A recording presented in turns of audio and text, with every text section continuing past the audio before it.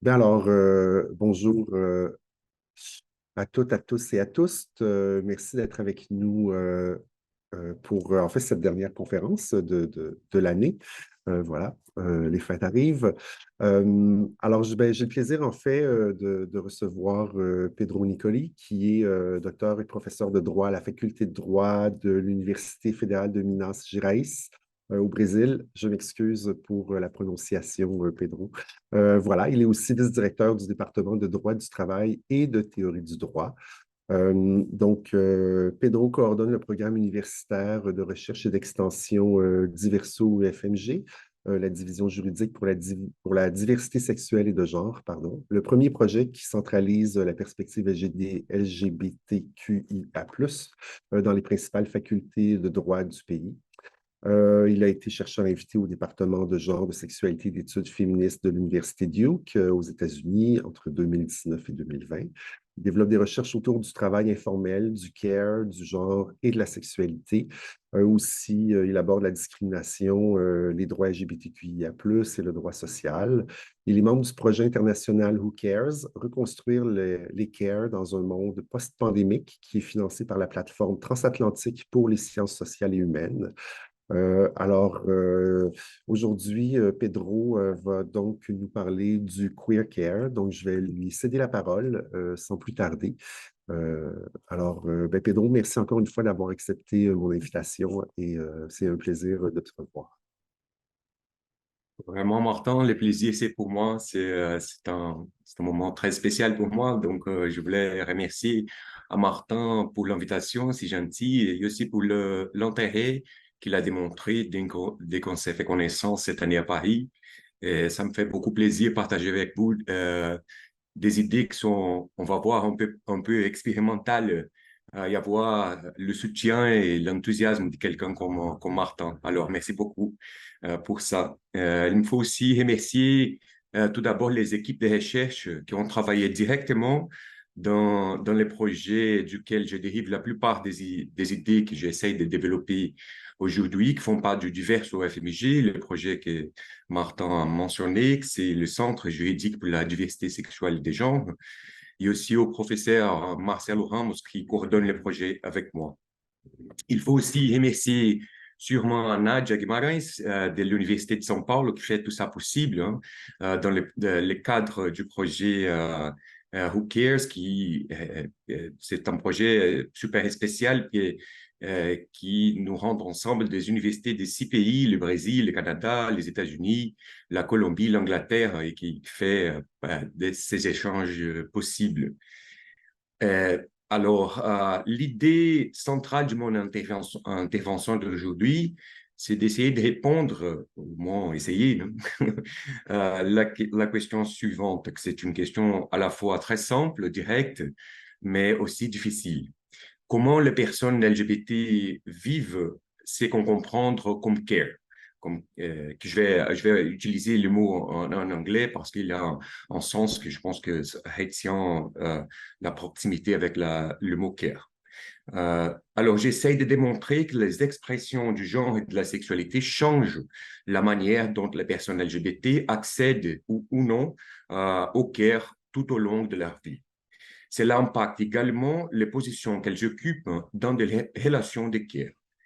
Et mon idée, c'est de faire avancer, au moins comprendre quelques éléments d'une compréhension un peu plus complexe en proposant l'idée de queer care. Et alors, je partage mon écran si je mets. Voilà. Vous voyez bien l'écran? Oui, voilà. Super. Alors, je fais ça, je propose cette idée dans un dialogue direct avec un champ d'analyse et des militances, bien sûr, qui est vraiment en train de se développer à ce moment. Dans des premiers travaux, qui sont des travaux très importants et intéressants, qui formulent cette idée du care traversée par les identités des genres et des sexualités non hégémoniques. C'est le cas, par exemple, de l'intellectuel et activiste trans des États-Unis, Hilma Latino, qui présente l'idée de transcare. Lui, il propose un geste, c'est un geste pour moi très intéressant dans ce domaine, c'est un geste de décentrement. qui essaye de comprendre qu'est-ce que se passe quand, si on considère le Caire vraiment du point de vue des personnes trans, dans ces cas, et dans mon cas, des personnes LGBT de manière générale. Voilà, un geste donc de décentrement. Alors, j'essaie de faire tout ça basé sur des données empiriques d'un projet intitulé Longer vivre LGBT. C'est un projet de recherche conclu cette année, 2024, qui étudie les processus de vieillissement de la population LGBT de la ville brésilienne de Belo Horizonte, où j'habite en fait, et j'enseigne. Alors, Belo Horizonte, c'est la capitale de l'État de Minas Gerais, au sud-est du Brésil, et c'est la troisième région métropolitaine du pays, avec plus de 5 millions d'habitants. Donc, voilà, c'est une typique méga ville latino-américaine avec toutes ses complexités, non? Elle est très riche et très pauvre en même temps. Elle est une ville super puissante et intéressante. Et par rapport à la vie des personnes LGBT, c'est une ville qui est à la fois très libre, avec une vie culturelle intense, des mouvements sociaux super forts et organisés. Par exemple, le Pride de Belo Horizonte, c'est un des plus grands du pays, mais aussi une ville qui peut être super conservatrice, très religieuse et à la fois aussi violente, comme c'est souvent le cas entre des grandes villes dans un pays comme le Brésil. C'est là, dans ces villes, c'est aussi une ville super belle, hein, avec des montagnes et tout ça, mais c'est là où on a développé ces projets Longevivir LGBT, qui c'est un projet qui essaye de comprendre le processus de vieillissement de la population LGBT de la ville de Belo Horizonte. Aujourd'hui, ce que je fais, c'est une coupe un peu verticale dans des données de ces recherches pour comprendre justement comment les expériences des personnes âgées à la ville affectent la substance même du care. Dans ces pratiques, dans les sujets qui sont partie des relations du care, les relations des care eux-mêmes et aussi les espaces. Et pour moi aussi, à côté des données empiriques, le point de départ, c'est aussi une relative lacune théorique. D'une part, la littérature sur le care n'a pas parlé beaucoup sur la relation entre les identités de genre et les sexualités et le domaine du care. Alors, bien sûr qu'il y a plusieurs explications pour ça, il y a aussi des exceptions très importantes, mais dans ce domaine, le rapport et les relations de soins et de care restent conceptualisés d'une manière très hétérosexuelle et très cisgenre. D'un autre côté, les études LGBT ou la théorie queer, si on veut, ne sont pas vraiment dédiées non plus à comprendre la sphère du care. C'est être entendu comme care. Alors, une telle déconnexion théorique vient peut-être de la centralité des relations du genre dans le domaine du care, c'est-à-dire, par exemple, la surcharge féminine dans le travail domestique et des soins d'enfants ou des personnes âgées. Ou peut-être aussi la prédominance de la vulnérabilité économique dans la réflexion, on peut dire, un peu plus classique du champ du care. Alors, moi, dans ces groupes, dans cette initiative de recherche, j'essaie de changer un peu ces cadres de distance entre care et queer. Et on fait ça, je disais, à partir d'une recherche empirique. Alors, dans les projets Longevivre, on a essayé de faire une cartographie des expériences de la population LGBT âgée avec plus de 60 ans dans la ville de Belo Horizonte. L'épicentre du projet, c'était des entretiens d'histoire de vie qu'on a fait avec 75 personnes âgées qui sont LGBT et habitent dans la ville de Belo Horizonte, parmi des hommes gays, des femmes lesbiennes, personnes bisexuelles, personnes trans et travestis. C'est une identité de genre associée à personnes non cis en Amérique latine avec un sens propre, très racialisé et connecté, par exemple, à l'expérience dans la prostitution. Alors, l'objectif principal du projet, c'était de rassembler d'informations sur la population LGBT âgée de la ville. Et on traitait de plusieurs sujets, hein. C'est une recherche très voilà, élargie par rapport à tout ça, du profit socio-économique, les structures familiales, la santé, des viols aux violations des droits et la violence LGBT-phobe, la sécurité, la consommation, le tourisme, plusieurs sujets. Et on a formé pour ça une équipe multidisciplinaire, des chercheurs de différents domaines, sociologues, historiens, linguistes, et aussi des gens de droit, et pour concevoir une stratégie méthodologique pour cette emprise. Alors, il faut noter aussi on a fait toutes ces initiatives de recherche dans le contexte de la pandémie, ce qui a rendu tout ça encore plus difficile, hein, parce qu'on traite avec une population très difficile à accéder à cause d'abord de la stigmatisation, la peur et le fait même que ce n'est pas une population qui n'est pas forcément a bien arrivé à l'âge plus avancé à cause de plusieurs facteurs, hein. Par exemple, la pandémie du sida et voilà, tout ça. Et ce n'est pas une population qui se rassemble quelque part. Donc, c'était une difficulté particulière d'arriver à cette population. Mais on a réussi à structurer la collecte des données en deux phases.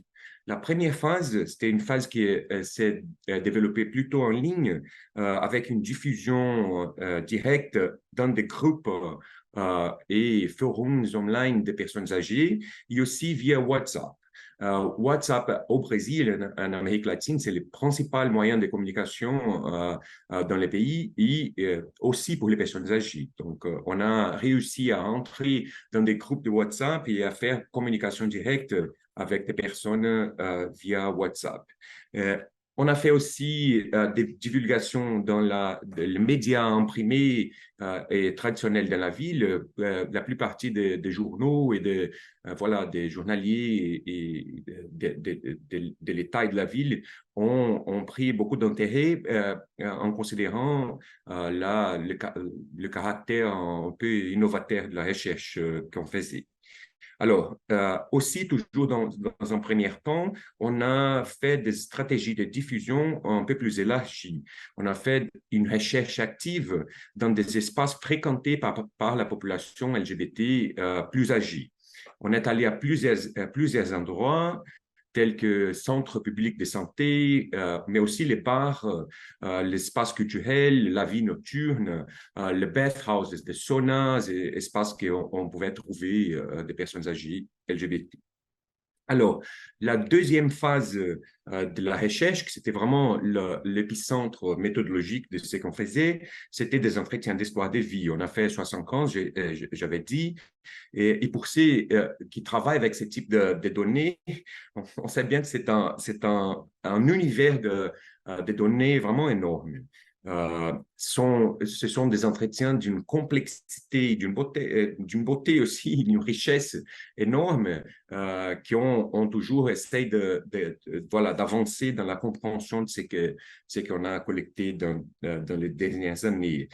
Et bien sûr, ce sont des données qui dépassent les cadres spécifiques de l'analyse du quick-care, mais aussi des données qui nous ont donné l'idée de faire avancer cette compréhension autour du thème du care.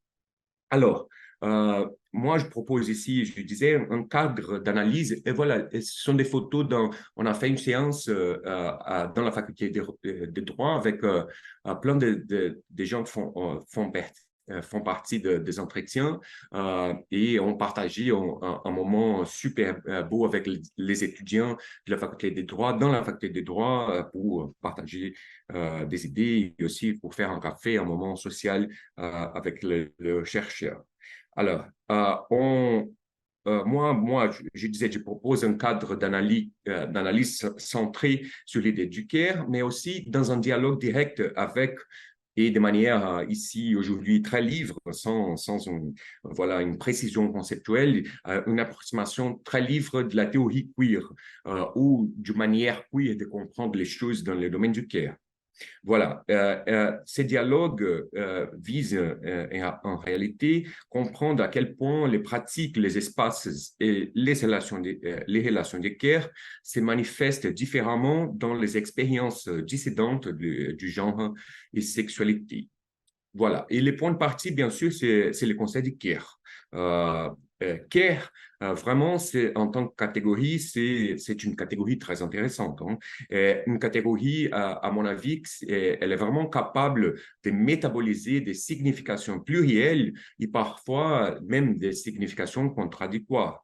Euh, si je propose ici, par exemple, l'un des conseils de care les plus influents, peut-être les plus influents, on va voir cette dimension un peu ouverte du concept du care. Par exemple, si on prend le concept de Joan Tronto, une théoricienne politique des États-Unis, elle va dire dans un texte très célèbre des années 90 que le care doivent être considérés comme une activité générique qui comprend tout ce qu'on fait, ce que nous faisons pour maintenir, perpétuer, réparer et réparer notre monde, en sorte que nous puissions y vivre aussi bien que possible.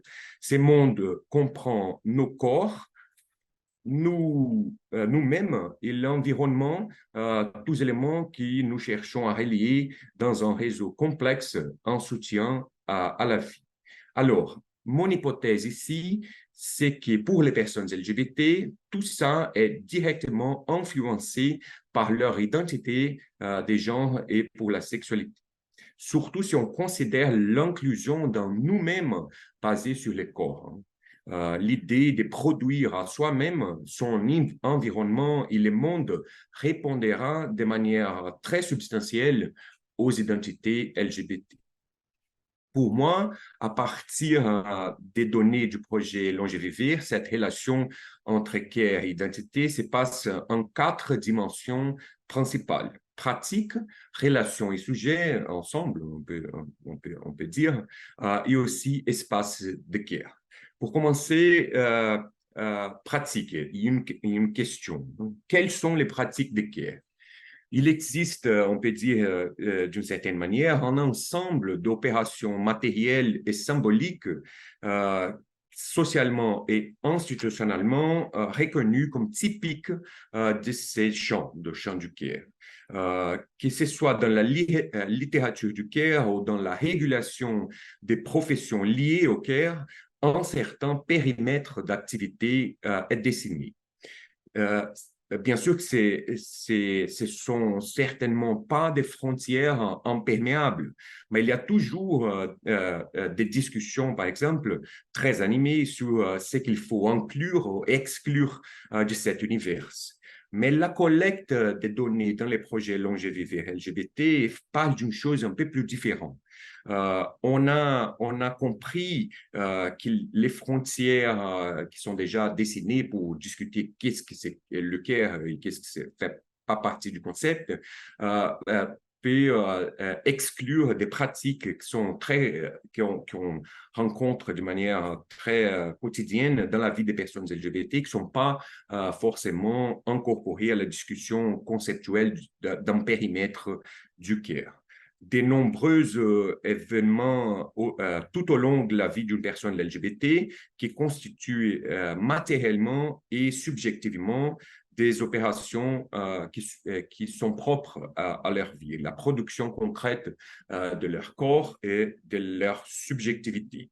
Par exemple, dans un entretien avec une travestie âgée, elle nous fait réfléchir sur ce que serait le soin de son propre corps, notamment dans le contexte qu'elle nous a raconté pour l'expérimentation de l'expression de son identité de genre.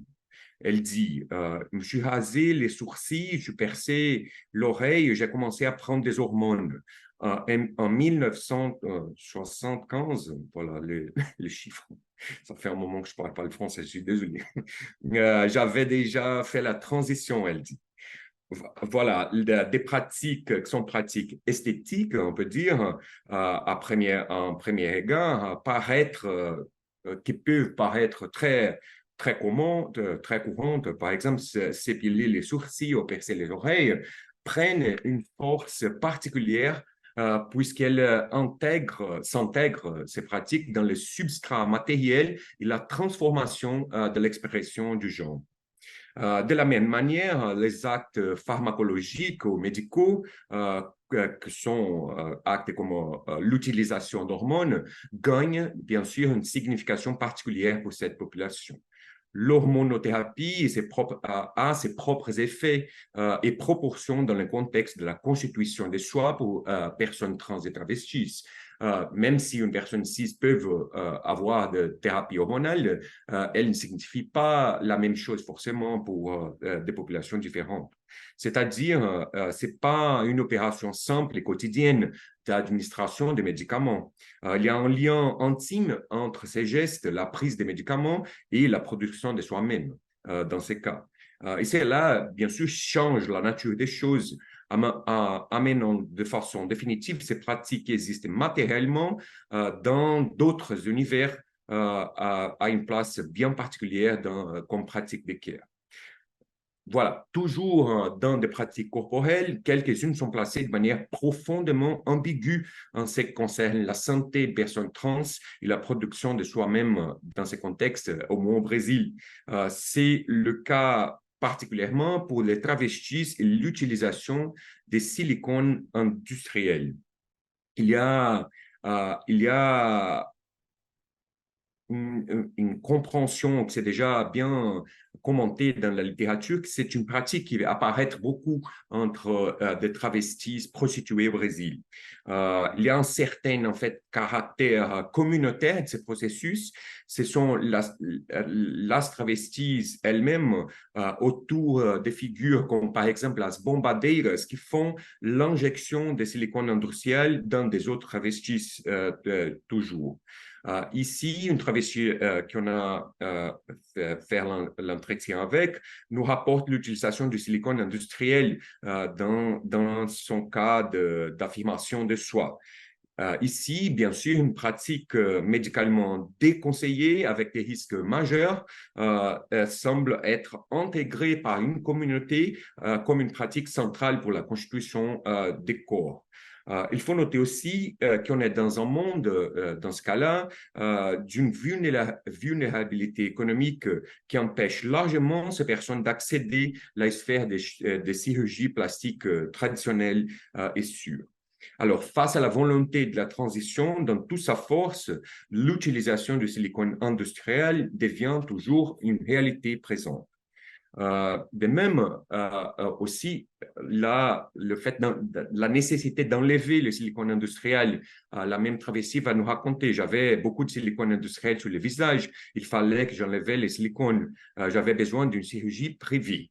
Alors, en ce sens, tant l'ingestion quand la suppression sont des pratiques qui peuvent être pensées dans le domaine des pratiques de care, d'une manière ou d'autre. Alors, toujours dans le champ des pratiques corporelles, on peut aussi penser à des pratiques de découverte des possibilités corporelles au sens un peu plus élargi. Dans l'affirmation, par exemple, des sexualités dissidentes, les pratiques d'initiation sexuelle ou de recherche de partenaires sexuels de manière clandestine apparaissent comme fondamentales dans les trajectoires, par exemple, des hommes gays. Je parle ici, je ne sais pas comment on dit ça en français, c'est croisière, cruising.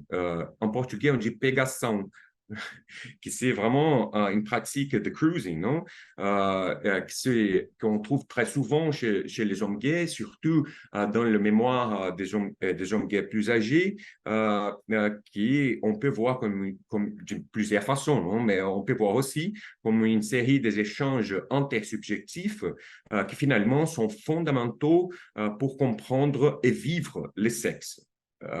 cet ensemble de pratiques socialement assimilées comme interdites, comme abjectes, comme sales, peut être reconçu dans le cadre du care, dans ses multiples nuances, mais aussi ambiguïtés. Par exemple, un des hommes gays qu'on a entendu nous raconte, ouais, on est sorti dans des endroits un peu plus obscurs comme ça, il avait un gros facteur de chance, un facteur des risques aussi, mais chacun vit comme l'entend, on peut dire, il faut faire ça, non? Comme s'il y avait cette nécessité d'être dans cette situation. Donc, avoir, vouloir et pouvoir expérimenter le sexe gay est au cœur de l'expérience de vie pour ces personnes. Et dans ces espaces, des pratiques érotiques peut-être sont intégrées au processus de connaissance de soi et aussi d'expurgation de la culpabilité de l'homosexualité elle-même.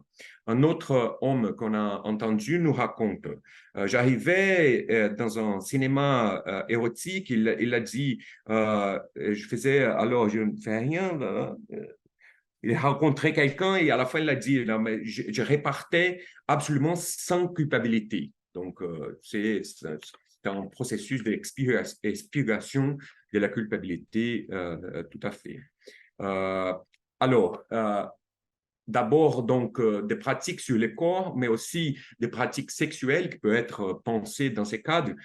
Et aussi, dans un article que je suis en train de finir dans ce sujet, j'ai parlé un peu sur des pratiques matérielles et subjectives pour la sortie du closet.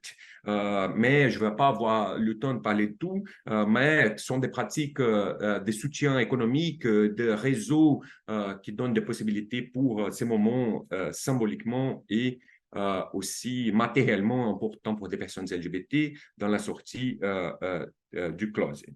Alors, ces trois exemples, pratiques d'altération corporelle pour les travestis et personnes trans, les pratiques sexuelles perçues comme clandestines ou des promiscuités pour des hommes gays, mais aussi des pratiques qui permettent aux personnes LGBT de sortir du closet, me semblent contenir des opérations qui sont fondamentales pour la production matérielle et symbolique de la vie.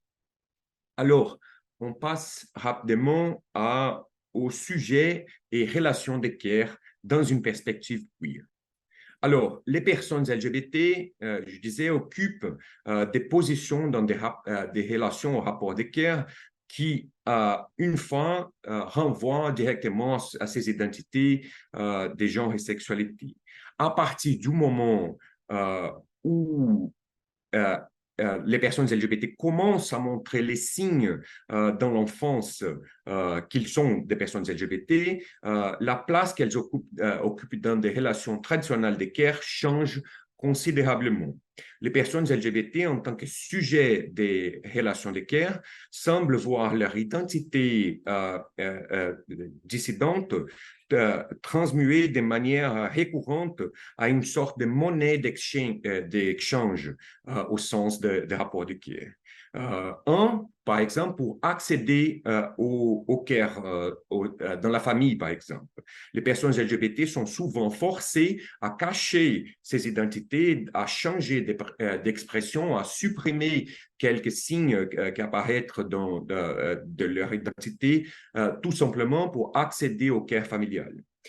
Deux, aussi, pour constituer à partir de cette exclusion des processus traditionnels de care, leur propre relation de care dans une deuxième dimension. La troisième, c'est un changement qui va éventuellement mettre de manière plus ou moins forcée ces personnes à prendre soin de quelqu'un d'autre. À des moments clés de la vie, par exemple, les personnes LGBT sont appelées à assumer des rôles de soignantes, de caregivers, parfois de ceux qui ont été très violents dans des moments antérieurs à leur égard dans le contexte familial. Ici, l'hypothèse, c'est que la position socialement subalterne dans une société LGBT-phobe est mobilisée pour leur imposer cette obligation de caregiver. Et pour ça, j'ai dit que c'est une monnaie d'échange. Alors, on a entendu nombreux de cas de privation de care en raison de la condition LGBT. Par exemple, un homme gay nous raconte que j'étais un garçon plutôt efféminé et à partir de ce moment-là, on a vécu avec ma famille plusieurs tentatives de changer mes façons et tout mon comportement très discrètement a changé. Mais j'ai beaucoup souffert avec ça tout le temps. Pour les personnes trans, le scénario est encore plus évident, hein. Dans le contexte des besoins matériels et affectifs, ça peut aussi cacher d'autres formes de violence. Par exemple, dans cette citation qui est projetée dans la télé. C'est une femme transâgée qui nous raconte de son enfance. Elle dit, mes frères n'aimaient pas m'accompagner, non. Ils m'ont toujours laissé derrière, je pouvais pas les suivre parce qu'ils étaient plus grands que moi et moi, je pouvais pas les suivre. Et puis, c'est que j'ai commencé à arriver, que c'est un garçon qui me menait toujours avec lui. J'irais toujours avec lui et il marchait main dans la main avec moi. Il me serrait dans ses bras, il était beaucoup plus âgé que moi, il me caressait et tout. Mais je ne comprenais pas. Il avait 12 ans et moi 5 ans.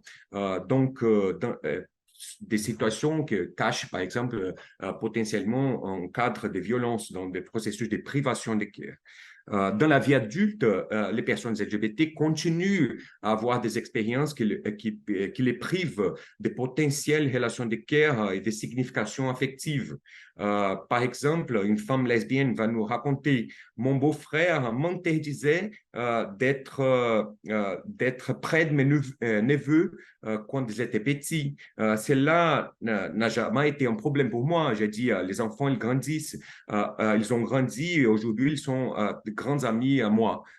Mais de toute façon, les positions classiques dans des relations de care potentielles sont affectées par les stigmatisations, la peur, l'ignorance, la violence dans ces cas. Non?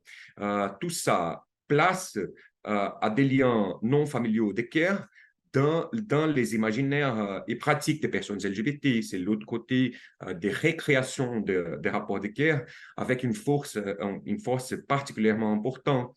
Par exemple, l'idée des familles choisies a des significations communautaires très importantes et aussi le rôle des amitiés chez les personnes LGBT. Par exemple, la même femme lesbienne nous rapporte. Moi, j'ai un ami qui est gay, il m'a regardé, il m'a dit comme ça, nous étions, nous prendrons, à la fin, je ne sais pas si la traduction c'était bien, mais de toute façon, nous prendrions soin l'un de l'autre dans la vieillesse. C'est une narrative qu'on trouve souvent.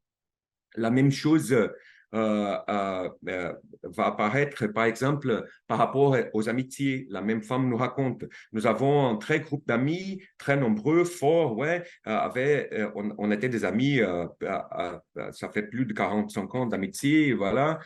Donc, nous devenons beaucoup plus forts, nous soutenons beaucoup. Voilà, on trouve ce type de narratif de manière très forte hein, chez les personnes LGBT. Les amitiés, c'est ça l'hypothèse pour les personnes LGBT, semble signifier quelque chose de sensiblement différent, surtout au vu des expériences de privation des unités de care classiques. En même temps, il faut vraiment dire et souligner, rien de tout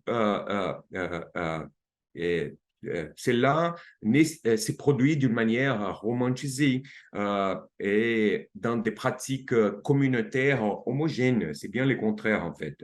Beaucoup de personnes qu'on a fait des entretiens vivent concrètement dans une très dure réalité d'isolement et d'abandon. Par exemple, un homosexuel, un homme gay interrogé déclare par rapport à ces liens potentiels entre personnes LGBT à la vieillesse. Il dit vieillir en tant que personne LGBT est une expérience très solitaire et aussi une travestie, et c'est là la partie qu'elle dit des choses très dures et aussi qu'on trouve très souvent. Elle va dire, moi, je n'ai pas un seul ami. Et on demande quel est ton sentiment d'abandon, complètement de l'abandon. Mais de toute façon, c'est là où la présence des identités sexuelles et des genres dissidentes change vraiment la position et les rapports que les personnes LGBT peuvent avoir par rapport au care. Et aussi, comme je disais, ça peut changer aussi euh, euh, la position que les personnes LGBT ont dans le rapport de care. Par exemple, dans cet appel à occuper la position de caregiver. Euh, Ici, une fois de plus, l'expression de ces caractères de monnaie d'exchange des identités semble se manifester. Même avec des trajectoires compliquées avec la famille, avec des situations potentielles de manque ou d'insuffisance de soins familiaux, ou même dans la présence de violences physiques directes, ces personnes sont invitées, entre guillemets, à prendre soin des membres de leur famille. C'est le cas de manière récurrente des hommes gays plus âgés. Une certaine inversion des rôles de genre traditionnels ici, associés à la garde des parents, rôle qui c'est normalement attribué aux filles, les hommes gays sont placés à la position de soignants de leur mère et père. Un homme gay interrogé nous raconte, ma mère, elle avait un problème de santé, alors je l'ai amené vivre avec moi pendant longtemps. Voilà, j'aurais pas pu avoir quelqu'un d'autre, ma mère en même temps. Et on va voir aussi des situations particulièrement complexes avec les travestis et personnes trans. Pour eux, dans l'enfance et dans des relations familiales très violentes, et des violences de forme extrême, par exemple, violences physiques, des privations totales de care avec l'expulsion de la maison familiale à l'enfance. Elles sont même dans ces cadres, éventuellement, à la vieillesse des parents, forcés à donner des care à la fin de la vie. Des membres de ces familles plus tard dans la vie. En bref, la vulnérabilité, c'est ça mon hypothèse des personnes LGBT, a cet effet-là de la rendre dans des positions tout à fait uniques dans des rapports de care. Éléments comme la perte, la privation, la perte de qualité, la réduction de l'offre de care, la violence, l'interpellation à fournir des care dans des moments pas forcément volontaires, tout ça fait partie de l'expérience du care pour personnes LGBT. Alors, finalement, le troisième ou le quatrième axe d'analyse, c'est la question de l'espace. La prise de conscience de l'importance de l'espace pour la réflexion en général de care, ce n'est pas forcément une nouveauté. Hein.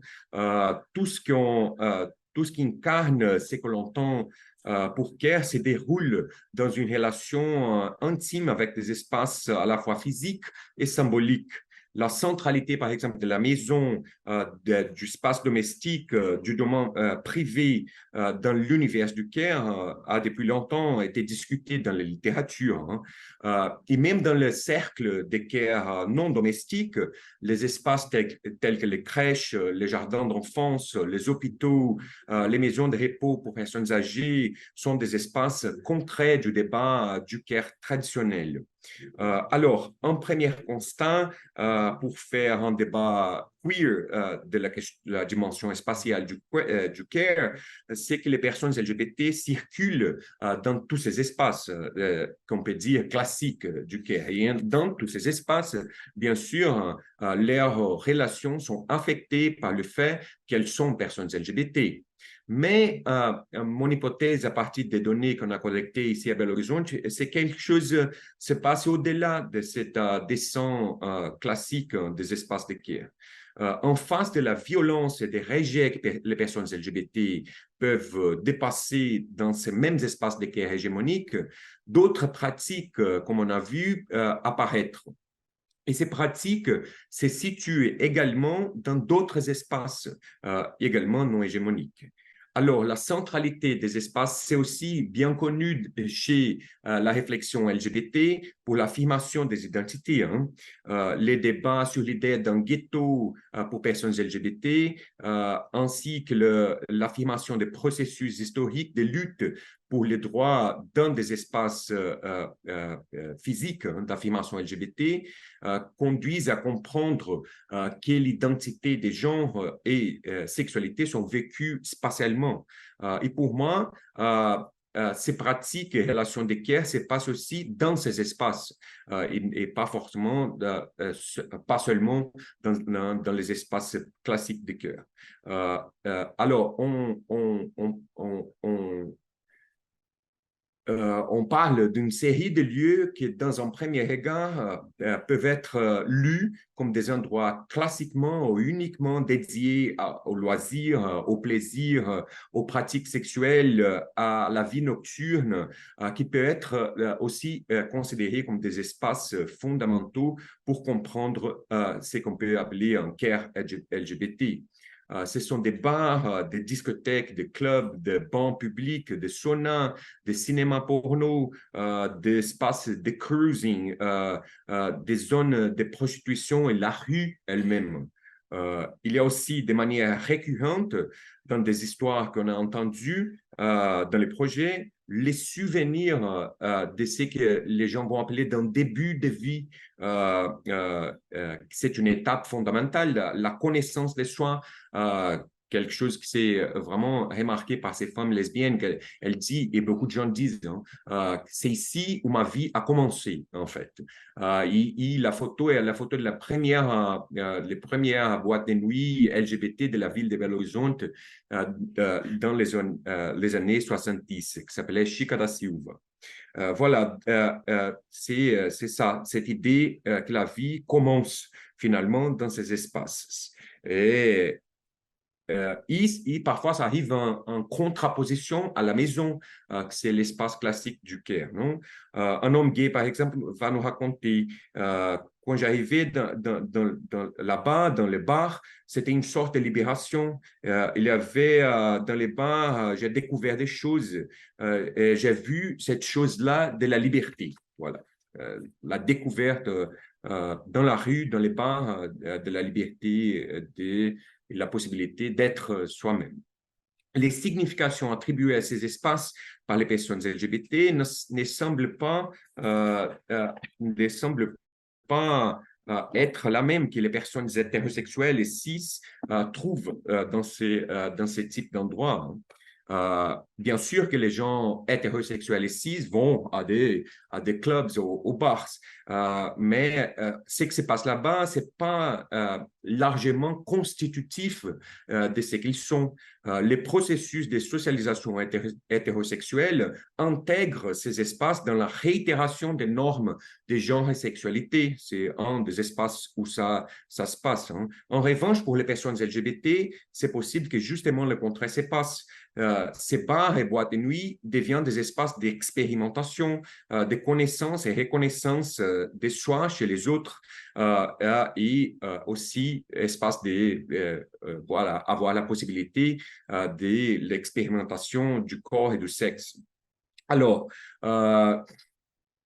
ces expériences qui sont échangées dans ces espaces, qui sont parfois considérés comme des espaces promiscues, et c'est vraiment, ce sont des expériences fondamentales pour ces personnes se percevoir comme personnes dans le monde. Souvent, ça se passe dans la nuit et hors, loin de la maison, le point classique de rapport de care. Cette compréhension large peut intégrer également des espaces encore plus spécifiques pour des personnes LGBT. C'est le cas, par exemple, des saunas pour des hommes gays comme lieu de socialisation et de sexe. tous les processus de découverte sexuelle et aussi d'accès à l'affection et au sexe dans la vieillesse, tout ça peut trouver dans cet espace quelque chose de très important de les gay pour les hommes gays. Hein? Et on a entendu beaucoup des histoires où ça arrive de manière très forte. Hein? Bien sûr pour la recherche de partenaires sexuels, mais aussi pour la sociabilité au sens large. Par exemple, un homme gay qu'on a interrogé, il a dit je vais pour faire l'amour, bien sûr, mais aussi j'aime les saunas pour voir des spectacles de drag queens, voir des spectacles, prendre une bière, parler à l'un, parler à l'autre. Ça arrive très souvent dans les entretiens, ces sens de sociabilité au sauna. Il existe donc un ensemble de pratiques de constitution des soins, de compréhension des soins et d'interaction ludique et sexuelle qui se déroulent spécifiquement dans ce type d'espace. Bien sûr que ça c'est pas une compréhension homogène. Hein. Il y a beaucoup de hommes gays qui rejettent fortement cet espace comme espace appartenant à un monde souterrain de pratiques sexuelles promiscues qui lui-même, les hommes gays considèrent abjects. Mais de toute façon, ce sont des espaces importants pour une partie considérable des hommes qu'on a fait, qu'on a entendu les histoires de vie. Pour les personnes trans et travestis, il faut de manière définitive considérer aussi les espaces de prostitution. Ici au Brésil, notamment si on considère les travestis, la prostitution est une réalité. Et bien sûr, les zones de prostitution deviennent des espaces très importants pour cette population. Une travestie nous raconte dans une passage qui est un peu longue, mais super intéressante. Elle dit, la nuit, je suis allée me promener dans les quartiers rouges, la zone. Je ne sais pas si on dit ça en français, mais de toute façon, l'idée est là. Et j'ai vu des travestis pour la première fois de ma vie. J'ai dit, c'est ça que je veux être, c'est ça qui m'appartient. Je suis retourné à l'entreprise, j'ai récupéré mes affaires et je suis allé dans la zone de prostitution. Donc, tout était très nouveau pour moi, mais c'était très libérateur. C'est ça que je voulais. En même temps, c'était difficile, c'était très agréable. Il y avait des plages, mer, beaucoup de travestis, beaucoup d'histoires, beaucoup de candomblés et d'umbanda, ce sont des religions d'origine africaine au Brésil. Beaucoup de prostitution, beaucoup de glamour, de fêtes, tout ça pour moi. C'était la meilleure phase de ma vie. C'était dans ma transition, même si j'ai beaucoup souffert. Je devais travailler pour gagner une assiette de nourriture, mais c'était la meilleure phase de ma vie. Alors, pour les travestis, les zones de prostitution, en plus d'être d'espaces de travail, deviennent d'espaces dans lesquels elles créent les possibilités de s'affirmer au monde, non? Affirmer leur identité des gens. Là, elles rencontrent d'autres femmes trans et travestis et elles rapprochent en créant des liens et aussi des échanges matériels et affectifs. Dans l'histoire de cette même travestie, elle nous raconte quelque chose d'autre qui est super intéressant et important au moins pour penser les possibilités et aussi les limites de l'expérience communautaire de care dans des cadres de vulnérabilité extrême. Ces mêmes travestis nous racontent en remémorant les années 90. Elle dit, j'ai vendu mon appartement, remboursé mes dettes et acheté une maison de favela. Et j'ai accueilli tous les travestis et transsexuels séropositifs qui étaient malades du sida. À cette époque, dans les années 90, elle vivait là chez moi. Chez moi, beaucoup de travestis sont morts à cause de vie à je sais pas comment dire ça. Voilà. En résumé, pour tout ça, les données empiriques collectées dans le cadre du projet Longevivir rendent compte d'une pluralité d'espaces dans lesquels les personnes LGBT font dérouler des processus fondamentaux pour leur auto-constitution. La nuit, la rue, les bars, la discothèque, les saunas, les cinémas porno, tout ça devient potentiellement des lieux de care LGBT. Alors, à partir de tous ces fragments, des idées qui sont un peu voilà, des explorations à partir de ce qu'on a entendu, j'essaie d'arriver à une conclusion. Ou peut-être au moins de poser des questions de manière un peu plus organisée. Mais comment penser finalement, qu'est-ce que c'est cette idée de queer care? Comment les expériences du projet Longévité LGBT nous font penser sous cet angle? Et à quoi ça sert hein, finalement? Il me semble que les réponses à ces questions sont liées à un débat conceptuel fondamental. La géographe indienne Parvati Raghuram, dans le contexte de la production racialisée des relations de care, soulève une question importante aussi du point de vue des genres et sexualités dissidentes. Comment faire ou comment garantir que le care ne soit pas défini par ceux qui ont le privilège de le recevoir? Notre recherche nous a démontré que les personnes LGBT vivent le care à leur manière. Pour cette raison, une réflexion queer peut nous aider à lire ce qui se passe, pas de manière accessoire ou latérale, mais comme une condition constitutive. L'idée de queer care est le résultat complexe des trajectoires qui sont discontinues des personnes LGBT dans les sphères du care. D'une part, elle comprit l'ensemble d'expériences de privation de care et de violences dans des contextes familiaux, sociaux et publics. Mais d'autre part, dans le réaménagement pour produire la vie LGBT dans leurs propres pratiques, dans des espaces non hégémoniques, dans des flous et des positions et relations marquées aussi pour la dissidence de genre et sexualité. Queer care, donc, c'est tout qui font les femmes lesbiennes, les hommes gays, les personnes bisexuelles, travestis, transsexuelles, intersexes, pour produire leur existence en tant que personnes LGBT à partir de leur corps, leurs alliances et des échanges intersubjectifs comme personnes LGBT dans le monde. Comme des gestes beaux comme ça, non? Qu'on voit dans l'écran, non? Gestes qui sont quotidiens, mais aussi qui produisent la vie de manière concrète et symbolique. C'était ça, comme, je ne sais pas si j'ai pris tout le temps, mais de toute façon, merci beaucoup, infiniment.